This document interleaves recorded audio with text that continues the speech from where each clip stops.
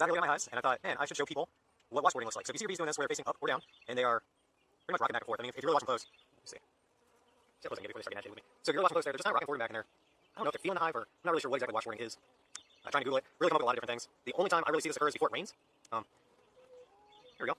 And you can tell they're doing something with their head there, trying to, I don't know if they're, oops, sorry. I don't know if they're cleaning the board or what they're doing, but they rock back and forth and they just do this curious thing with their mouth. And, you know, it could be a lot of things, because their feet have glands on them that spread smell, so they could just be making the outside of the hive smell like them. But this is what they do before it rains, at least here, and it doesn't really mean anything. It's just what they're doing.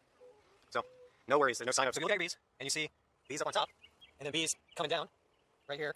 It could be all different sizes. There could be a lot of them, just a little bit of them. That is called bearding. This would be more like a goatee, lopsided, or maybe like an emoji of the tongue sticking out. But that's what they're doing. Now, if you see this activity on a frame, when you pull out your frames, that would be called festooning. It's a little different. They're pulling out wax at that point. Right here, what they're doing is they're just making room for the colony so that they can keep venting. In this case, waxboarding as well. But bearding down at the bottom, this rocking back and forth here is waxboarding. And I don't see anybody that's fanning right now. But those are two terms that you'll have to learn at some point. Bearding, and then washboarding, where they rock back and forth cleaning. Two separate hives that are similar in make, as far as they have a brood box. They then have either supers above or two brood boxes and a super. And today was about 90 degrees out. And you can see, there we go, it's all there. You can see that one has a little bit of bearding going on, and the other one has a whole lot of nothing going on. So you'll even see that the entrance reducer is pulled out of one, and then the other is still in. So that's something that you just have to look at your bees and determine. They both can't, well, they both just won't act the same. You can't treat them the same way. So the one on the right is two brood boxes deep, and it has a super that they're pulling out on top. But there's not as many bees in that one as there is on the one on the left. The one on the left never did swarm, and they also have a top entrance so that they can fill the super right away. But they never did swarm. The other hive did swarm at one point, so they're at two different levels and two different scenarios. So when you're dealing with your hives, try not to treat them all the same. Keep reading your notes and keep taking notes to make sure that you're on top of what's really going on. So I was out looking today, and I saw this bald-faced hornet. This guy will eat honeybees, so be careful there. Apparently he will also mess up your beautiful pergola, so we're going to go ahead and take care of him. So if you're ever walking through the park and you see one of these hanging out, this is called a swarm trap. It's essentially a beehive up in a tree, and the tree on the front, you can rotate and close off their entrance there. So the point of that is when you do finally got a swarm that moves in, you can then, at night, come out, rotate this guy to cover that little hole, and then you can take that swarm anywhere you want to go, because you can detach these from the tree if it's just hanging on a hook, or you can just unscrew it. But then you have your own group of bees, move them at least 3 miles away, set up your hive, and you're good to go.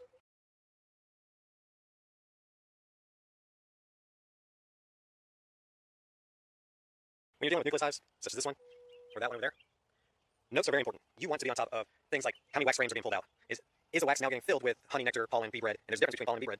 And what's the brood look like? How's the queen land? All of that's very important. And especially so when you're taking your notes for nukes, because within a week, things can get out of control. So if you're in the business of having nukes, just remember to take good notes. If you're trying to make consistent splits, like this one that we're looking at is making me a queen right now. They'll probably have a bunch of super secret cells in there. And what I'll do is before they emerge, which is the same thing as hatching, but they already hatched when they were an egg. So they would emerge. So when they emerge, I will split them amongst these other two. And same thing goes for over here. This one has a queen, and she's laying great, but I'm going to take some of the resource frames from this one and supplement these two. And all that does is help create more hives. And of course, I'm going to support both these nukes with anything that I grab for them, my swarm traps, or other hives that are getting out of control.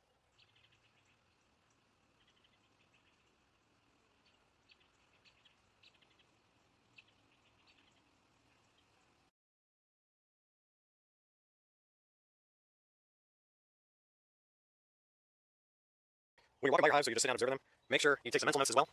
Today was pretty hot. I opened the little cabin's entrance reducer. You can see the bees are hanging out on the inside. And I'll show you a little bit closer what that looks like. Just kind of hanging out, being fun.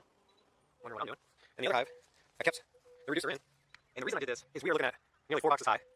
And I know that the top box is empty, so there's room for that hot air to go up. And so there's not as many bees. So doing this helps them regulate heat a little bit without overdoing it. And over here, we got a lot of bees and not as many boxes. So they're going to have trouble regulating. Even when you sit in front of them like this, you know, if they're fanning real hard, I can actually feel it. And you get the bonus of the smell. The smell's amazing. So just remember, each hive is a little different. I hope you enjoyed today's video. If you have any words of wisdom, please pass it along in the comments. Hit like, subscribe, all that good jazz. That only supports us. And we'll be making longer videos in the coming weeks. Just want to do some short ones because the last couple have been super long. I'm getting you all time to watch them and digest.